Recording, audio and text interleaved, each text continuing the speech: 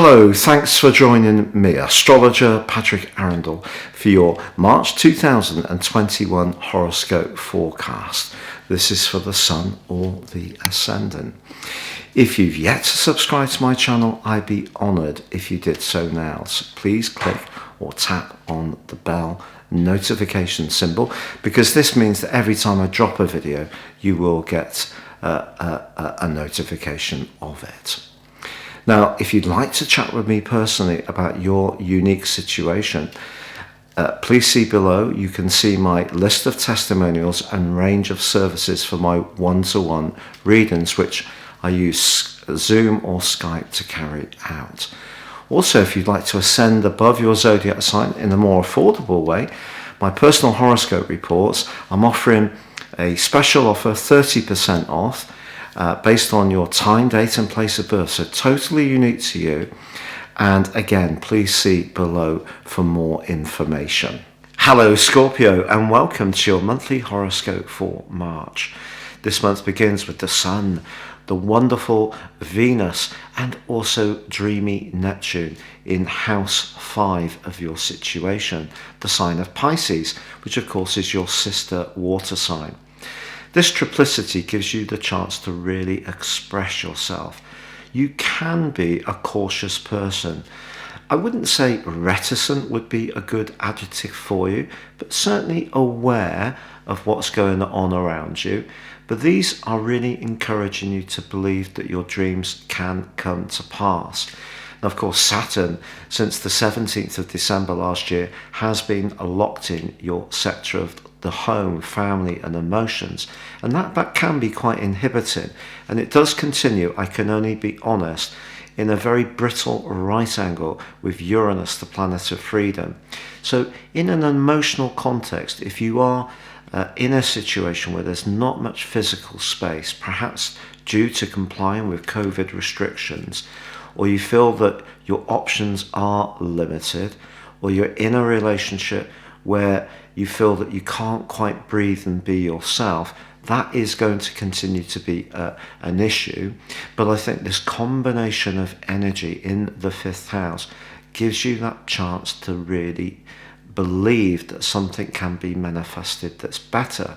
And also Mercury and Jupiter are combining superbly in week 1, so something around that very home, emotional and family life can improve for you.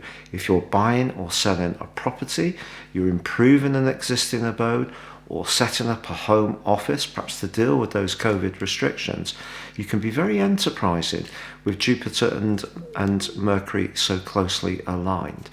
Now, it is true that Mercury is still in shadow through to the 13th. So if there are some crossed wires around a close relationship, try to be aware that this can be resolved with a degree of patience and keeping the lines of communication open. House 4 can be a bit defensive. Just be conscious of that. So House 5 is asking you to think the best, to take a little bit of a chance by investing your trust, something you can be wary of doing because you can be quite guarded in your approach to affections. But affection can take you far, particularly on the back of that stunning new moon on the 13th, which sees the Sun, the Moon and also Neptune all aligned together in that 5th solar house. It's true Neptune is about 3 degrees away, but it's still close enough to be very impactful in the following month. Now, Neptune is about those dreams. And of course, Neptune can be illusory.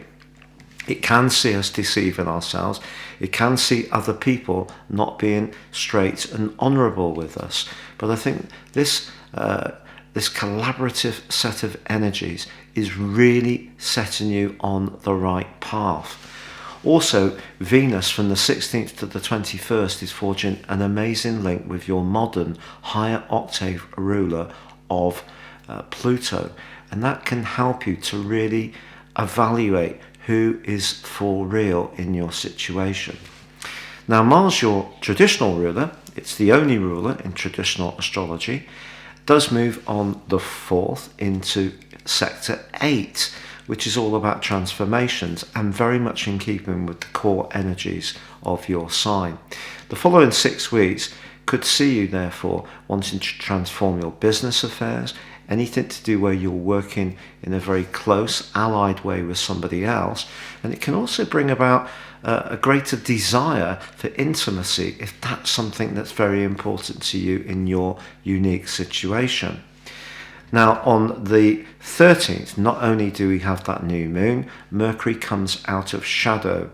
It ended the retrograde on the 20th, moved, of course, forward to 21st of February, and has been in shadow since. This means it's still not reached the point where the retrograde first began, which was 26 degrees Aquarius. Well, that happens on the 13th, so a really positive day for communication of all kind. But on the 15th, Mercury then moves into the sign of Pisces, which generally is very, very good for you because, again, this is the water triplicity, which is all about emotion. Mercury here, in a technical sense, is actually in detriment, but I think this gives you the chance to be more playful.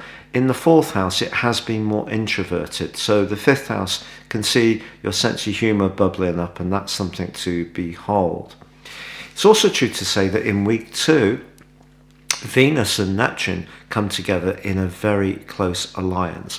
If you're lucky enough to have a first date, to encounter someone for the first time online, or you're trying to express a creative strand to someone who could be of great interest to you, then this can be a wonderful, even magical week. But on the 20th at 9:38 in the morning, Universal Central Time, the Sun does start its new journey. So it moves into the sign of Aries. We have the spring equinox, the vernal point, and the kicking off of the new astrological year. So it's very, very exciting for us all. For you, this is very much about practicalities. And because of the influence of Neptune and Venus in a very creative and a very lovely way in the early parts of this month, I think what the Sun's transit into the sign of Aries is encouraging you to do is to take those trends that are very uplifting, but to build them into something more lasting and structured. And that is something that you're very good at doing, because your ability to drill down into the detail will help you to do this in spades. Also on the 21st, Venus joins the Sun in your 8th house and is going to be aligned to it for 10 days. The 8th house, you know, is very sultry. So if there is somebody that you're lucky enough to be close to, this relationship could become even more devoted. It's also possible that you could forge some kind of business relationship, or if you're already in a partnership, that you or your other half can enjoy some fortune which you can both relish and celebrate.